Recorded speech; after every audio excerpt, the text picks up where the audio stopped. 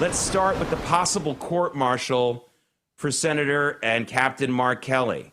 I don't know how far this is going to go, but I don't think that this is a bad idea to look into this because of what I just said.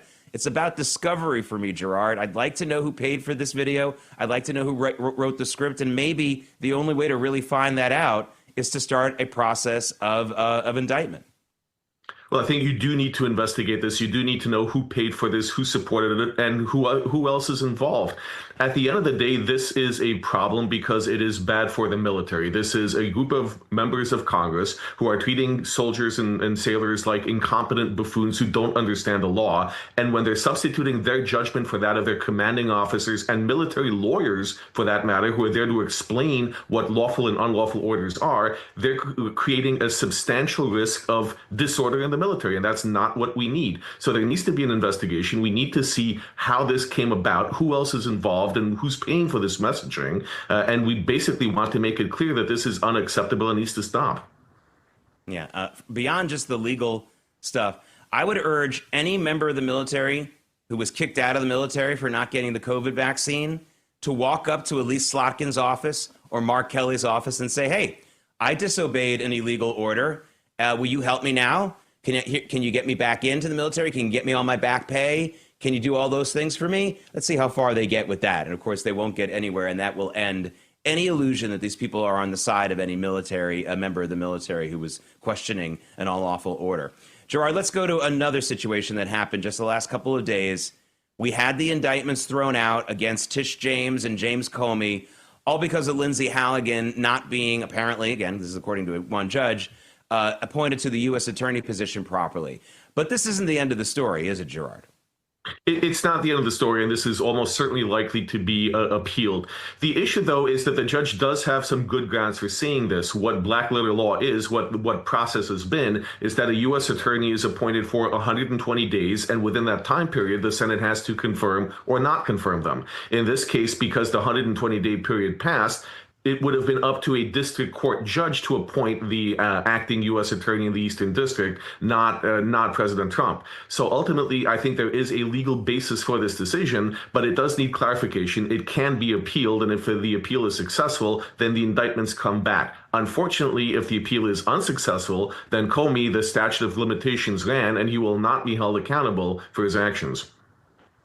You know, Gerard, I wonder if you'll just indulge me for just a minute, because I like to recommend books on this program, especially when they're short. I recommend a lot of long books. Sorry about that, but I have a short one to recommend, and it's called Leak by a guy named Max Holland, who is an expert on the history of the FBI, and he really gets into the truth about what really happened in Watergate. And when I read that book, it was the early days of the first Trump presidency. And I just couldn't believe how the FBI and the leadership of the FBI hasn't changed, or at least at that point, hadn't changed a bit. The entire reason why the American public learned about what happened at Watergate was because of a jealous, upwardly mobile, and spiteful number two man at the FBI named Mark Felt, who went by the name of Deep Throat during that whole period, who was angry that he wasn't made the director of the FBI, and so he leaked out all this information about Nixon and Watergate, hoping that the president would see it, think that the real head of the FBI was responsible, fire him, and put Mark Felt at the head. If that sounds like a twisted tale, then you don't know your FBI. James Comey is just another guy like that who decided what information got out, what didn't get out, and it was all about improving and advancing himself. And there's nothing that's changed. Now, as a lawyer, what are the basically what are the legal powers that the president might have against a bureaucrat within his own executive branch who does stuff like this? It feels like they're almost powerless when you have a power-hungry person like this who has so much information at his or her fingertips. I think at the end of the day, you've identified the actual problem, and whether we want to call it the deep state or ingrained failures within these departments, the president needs to clean house.